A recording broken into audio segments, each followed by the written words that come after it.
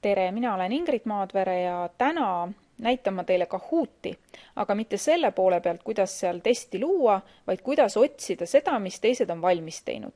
Et tegelikult on väga palju teste juba olemas ja miks siis peab iga kord ise tegema, et kui õpetajad on valmis neid jagama, siis võiks ka neid kasutada. Ja ma olen Kahooti sisse loginud ja kui ma klõpsan selle menüü nupu peale Discover, siis mind viiaksegi siia, kust on võimalik otsida. Ja kui mul on mingi teema teada, näiteks lauseliikmed, trükin selle siia sisse, siis mul leitakse kõik need testid, mis on siis tehtud sellel teemal. Nii, võin siit siis natukene kerida, aga kuidas ma saaksin siis neid filtreerida? Et üks on siis, et praegu on siis selle olulisuse järgi, aga ma võin ka võtta näiteks selle järgi, et kõige rohkem mängitud, most played. Siis mulle näidatakse, et ahah, näete, alus ja öeldis, seda on 99 korda mängitud. Ma saan vaadata seda, kui palju seda on mängitud ja kui ma tahaksin nüüd täpsemalt näha, siis ma klõpsan selle peale, 11 küsimust on siin, see avatakse mul, valime siit ka show answers, nüüd ma näen ka vastuseid, see roheline linnuke näitab, et see vastuse variant on õige ja ma näen ära kõik siis, mis siin on ja mida ma saan siis siin teha?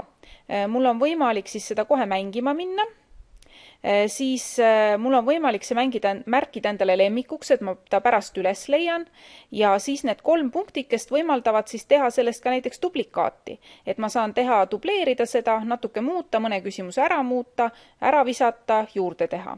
Ja mis on veel tore, et tegelikult kui ma näen, et mingisugune test on hea, siis alati tasub minna ka selle kasutaja nime peale ja vaadata, mida ta veel on teinud. Et siin ma näen nüüd, et kasutaja Elisa Ait, et tal on tegelikult mitu testi tehtud ja võib-olla ma saan siit veel mõne toreda asja kätte. Siis lisaks sellele ma olen uuesti selle Discovery peale ja kui mul on nüüd näiteks mingisugune selline teema, et paneme näiteks Eesti ja sinna alla võib ju väga palju minna, ajalugu ja kõike muud, siis tegelikult mul on võimalik ka aine järgi otsida, et kui mind huvitaks näiteks nüüd teadus, et et võtame näiteks, vaatame, kas bioloogias on midagi. Apply. Nii, ja nüüd leidsingi Eesti seened, Eesti linnud ja nii edasi, siis mul on võimalik otsida klassi järgi.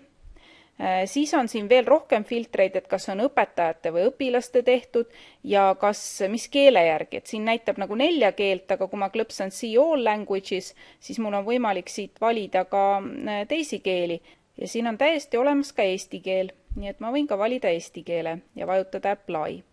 Siis rakendatakse mulle see filter. Ja siis, kui ma klõpsan clear all, siis need filtrid kõik võetakse ära, nii et siis ma näen jälle kõike seda, mis siin enne oli.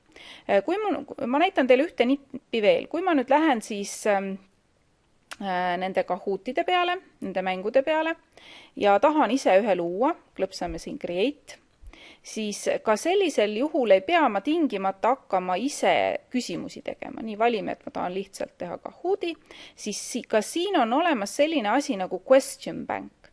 Ja kui ma selle peale klõpsan ja nüüd näiteks paneme nüüd siia, kirjutame lause, siis ta otsib mulle küsimusi, mis sisaldavad seda sõna. Ja näete, milline lause on õige näiteks.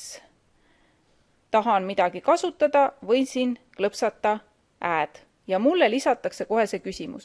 Nii et ma võin siin tegelikult niimoodi ringi vaadates, paneme siia näiteks, otsin koondlause, nii, ja vaatame, kas keegi on teinud ja mul tuleb siis neid küsimusi ja ma saan kombineerida siis erinevatest testidest. Et Kahootis ongi selline litsents, et kui siia midagi luua, siis see looja juba teab, et paneme selle ka, et tema küsimusi saavadki teised ka kasutada, close. Ja näete, mul on tegelikult juba 2 küsimust olemas, nii et alati ei pea kõike nullist tegema, saab ka kasutada teiste väga häid küsimusi.